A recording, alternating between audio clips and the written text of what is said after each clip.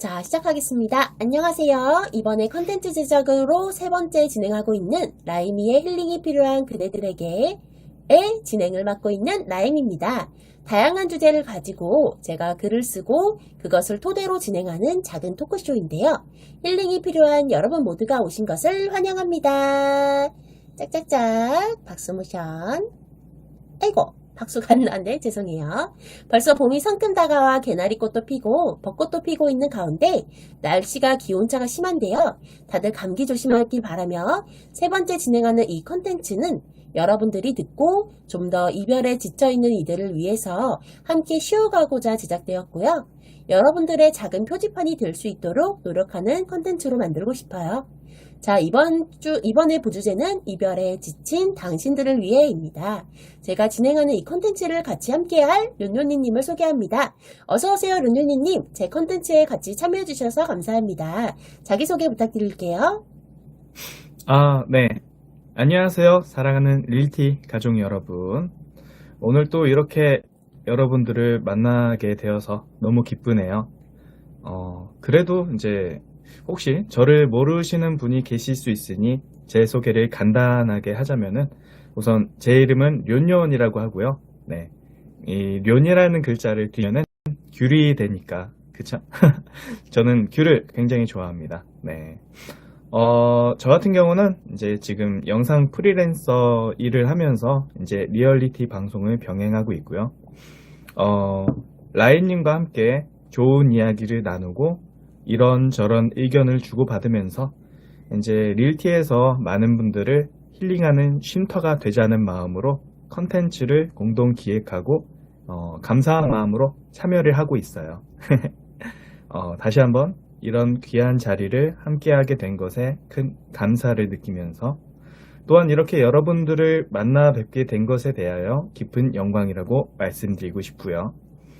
부디 오늘의 컨텐츠가 여러분들의 삶에 조그마한 조각이라도 좋으니 어둠을 밝혀내는 작은 촛불, 마음을 보듬어주는 아련한 향기, 그리고 수많은 갈림길 중 앞길을 제시해주는 하나의 이정표가 되어드렸으면 좋겠습니다. 고마워요.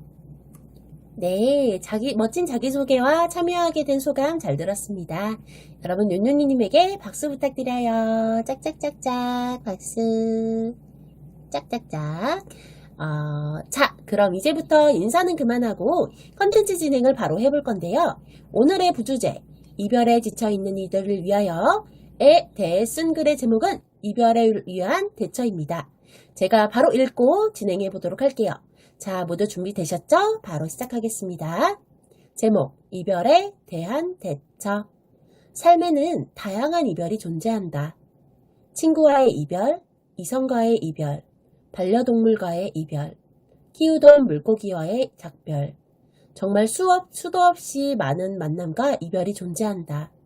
자연스레 멀어진 친구 사이, 그저 그런 연인과의 정리, 병들어 죽은 물고기, 우리가 어떻게 할 수 없는 이별까지도 존재하니 말이다. 이 수도 없는 이별들을 반복해오다 보면 한 번쯤은 깊은 만남을 꺼리는 사람들이 생겨난다. 이별이 두려워 만남을 피하는 것이다. 필자는 그 사람들에게 전하고 싶다. 굳이 이별을 두려워할 필요가 있을까? 어차피 한 번 살다 죽는 인생은 언젠가 이별이 존재하게 되어 있다.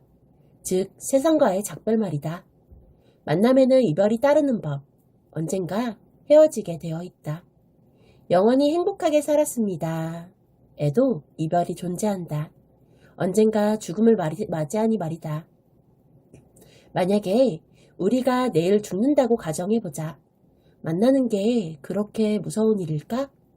오히려 만나고 싶을지 모른다. 보고 싶었던 옛 연인, 날 배신했지만 가장 소중했던 친구, 소중한 나의 반려동물. 나는 보고 싶은 사람들로 가득 차서 하루 종일 봐도 모자랄 것이다. 여기서 우리는 알 수 있다. 우리의 만남에는 깊은 무언가가 존재한다는 걸. 왜 죽음의 문턱 앞에 소중한 것이 보고 싶을까? 왜냐하면 우리가 만남을 통해 깊은 유대를 가졌기 때문이다. 이별은 언젠가 오게 되어 있다. 즉, 만나는 걸 두려워하지 말라. 사랑해도 이별해도 우린 가르침을 얻을 수 있고 그 추억 속에서도 나 자신을 성장시킬 수 있는 밑거름이 충분히 될 수 있다. 이 말은 즉 이별에도 얻을 수 있는 기쁜 무언가가 있다는 것이다. 이별에 대하여 슬피 우는 사람들이 많으니 존재한다. 필자도 그러하며 살아왔으니 말이다. 이별도 다양한 이별이 존재한다. 친구와의 절연, 이성과의 성격 차이로 발생한 이별, 부모님과 틀어진 관계 등등 저마다 다양한 만큼 저마다 다양한 아픔들이다. 감히 그 누가 다른 이의 이별을 체감할 수 있으리. 그건 필자도 할 수 없는 일이다. 하지만 그들에게 말해주고 싶다. 과연 그 이별이 아프기만 하였는가? 혹시 너무 좋아서, 너무 행복했어서, 너무 그리워서, 혹은 너무 사랑해서 그래서 더 비대하여 아프진 않았는가? 우리의 우리의 가득한 만남 속엔 늘 기쁨, 행복, 교류, 사랑, 소속감이 존재한다. 아픈 만큼 내가 너무 사랑했어서, 너무 좋아했어서 그러하다. 슬퍼하지 말라고는 필자는 말할 수 없으나 이것만큼은 분명하다. 그 아픔 속엔 많은 추억들이 존재했노라고. 그만큼 나의 쌓인 추억들이 되어 내 마음속에 깊이 자리 잡고 다른 종류의 열매를 맺고 꽃을 피우고 졌으리라고. 이별을 말하기 위해선 만남에 대한 설명이 필요했다. 만남엔 가득한 추억과 감정들이 존재한다. 때로는 퀴퀴하게 쌓여버린 상처만 가득한 배신일 뿐일지라도 한가득 사랑한 이가 배신한 것과 아무 감정 없는 사람이 배신한 것엔 차이가 있듯이 그 사람이 너무나 소중했기 때문에 배신감이 크게 다가올지 모른다. 또는 그 아픔이 더 크게 느껴질 수 있다. 하지만 너무 걱정하지 말아라. 그 모든 아픔 모두 나의 소중한 추억이 되고 소중한 한 페이지가 이미 되고 있으니 말이다. 그러니 겁먹지 말아라. 마음껏 사랑하고 마음껏 이별하라. 언젠가 이별은 찾아올 테니 너무 걱정하지 말고 그 사람과는 여기까지구나 혹은 그 사람의 마음은 이만큼이구나 라고 생각하면 편해진다. 나의 사랑하는 이들, 나의 행복을 줬던 이들이 수없이 많이 떠나간 나의 친구들, 나의 사람들 모두 나는 그들을 사랑했고 아낌없이 순수하게 좋아했으며 이별 또한 덤덤히 받아들일 것이다. 이 글을 읽는 이들 모두가 나와 같았으면 좋겠다. 아파하되 그것은 곧 추억이 되노라고. 자, 오늘의 글은 여기까지입니다. 제가 쓴 글에 대해서 우리 류누니님의 의견을 들어보고 싶은데요. 류누니님, 이 글을 듣고 어떤 생각이나 느낌을 가지셨나요? 네. 굉장히 좋은 글이었고요. 일단은 사람이 맛을 느낄 때 보통 이제 단맛, 짠맛, 신맛, 쓴맛, 매운맛, 감칠맛 등 이제 다양한 맛을 느끼잖아요. 특히 미각이 완전히 발달하지 않은 어린 시절에는 이제 쓴맛을 피하고 이제 단맛을 선호하는 경향이 강하다고 하죠. 보통 이제 음식 같은 것 중 그리고 특히 커피나 소주 같은 쓴맛을 베이스로 하는 그런 기호식품들은 이제 어른들의 영역이 되곤 하잖아요. 그래서 이제 물론 이제 카페인이나 이제 알코올 같은 이제 신체에 대한 영향의 여부를 떠나서 이제 쓴맛만 따지고 보면요. 그러다 보니까 이제 어른이 됐을 때 이제 일에 지친 어른들이 쓰디쓴 소주를 넘기면서 하루를 위로받거나 혹은 이제 반대로 쓰디쓴 커피를 마시면서 다시 한번 고단한 하루를 시작할 힘을 얻는 것처럼요. 그쵸?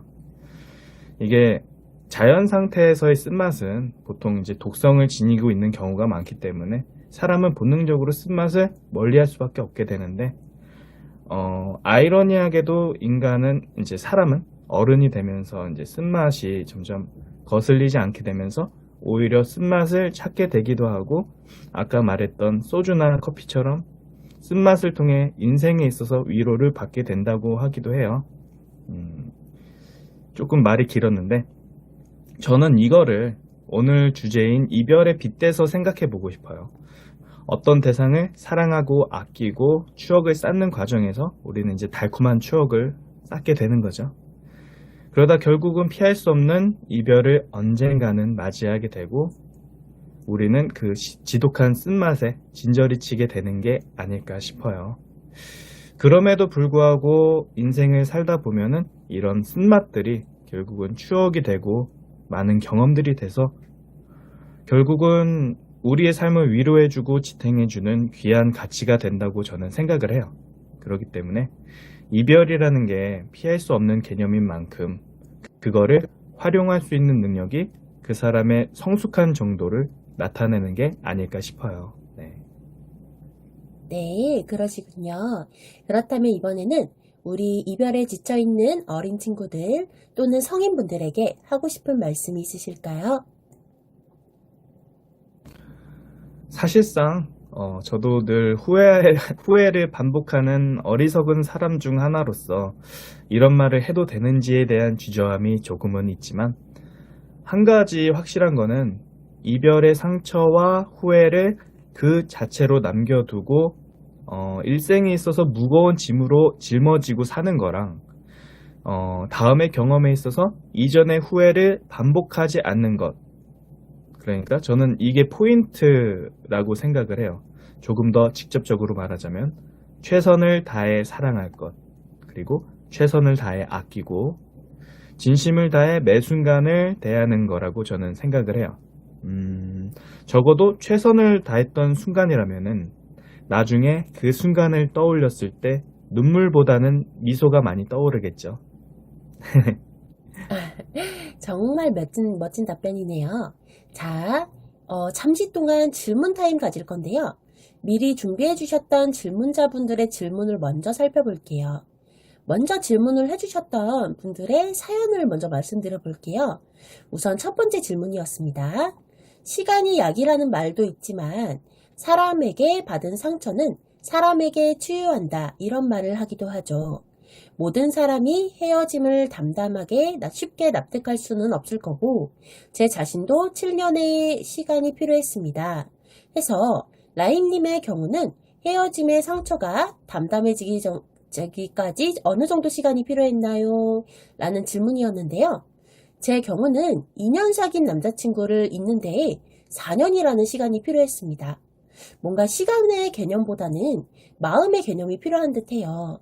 2년 동안 사귀었지만 4년이라는 시간이 걸린 만큼 제가 2년이란 시간보다 더 많이 사랑했던 사람이었던 거죠. 결국엔 마음에 비례하는 것 같아요. 사람이 사람을 잊는 데엔 시간이 치료된다. 다른 사람으로 치료된다기보다 그 사람을 사랑했던 마음만큼의 시간과 마음 정리가 필요하다는 것이죠. 우리 질문자님도 그런 이별을 겪으셨다면 마음에 비례하는 슬픔을 감당하셔야 될지도 모릅니다. 하지만 우린 나아갈 내일이 있다는 걸 잊지 말아주세요. 자, 그 다음으로 여러분 개인의 질문 타임을 가져볼 건데요. 개인적으로 질문을 주실 분들은 지금 댓글창을 이용해서 질문을 해주세요. 자, 여러분 질문 있으시면 댓글로 남겨주세요. 저희가 보고 있을게요. 네, 세연님, 아쿠아마리님, 네. 하지 못하거나 할 땐 어떻게 하시는 편이에요? 라고 질문해 주셨네요. 우리 마리님께서. 이 부분에 대해서는 우리 류님이 한번 대답해 보실까요? 너무 힘들어서 다시 일어서지 못할 때 사실 번아웃이라고 하죠. 어떻게 보면은. 네. 여러 가지 이유로 사람이 기운이 소진이 됐을 때는 사실상 쉬어야 돼요. 방법이 없습니다. 사실상 그렇지만 이제 각자 이제 자신만의 힐링 방법이 있는 거죠. 각자 자신만의 에너지를 다시 채울 수 있는 방법이 있는 거고, 그렇죠. 어떤 사람들은 푹 쉬는 게 이제 에너지를 채우는 방법이 있지만 오히려 어떤 사람들은 어떤 다른 일에 몰두하면서 그 아픈 일을 잊거나 그런 식으로 치료를 하는 사람도 있죠. 그러니까 각자의 방법을 한번 여러 가지를 시도해 보면서 찾는 것도 중요하다고 생각을 해요. 맞습니다.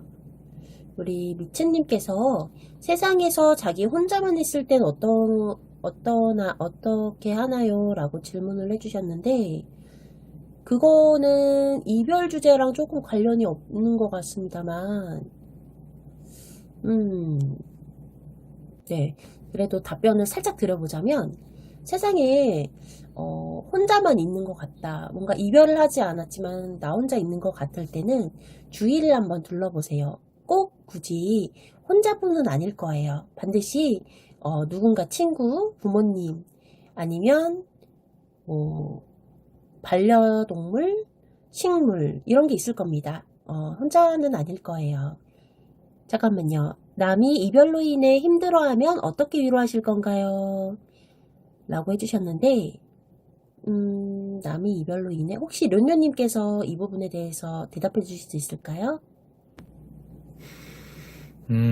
다른 사람이 이별로 인해 힘들어할 때, 사실상 이게 또 이제 저는 F기 때문에 사실 이제 T로서의 그 네. 사실에 기반한 그런 접근은 못할 것 같고요. 아무래도 이제 지금 힘든 그 감정을 공감해주고 위로해주면서 이제 일단은 지금의 눈물을 닦아줘야겠죠.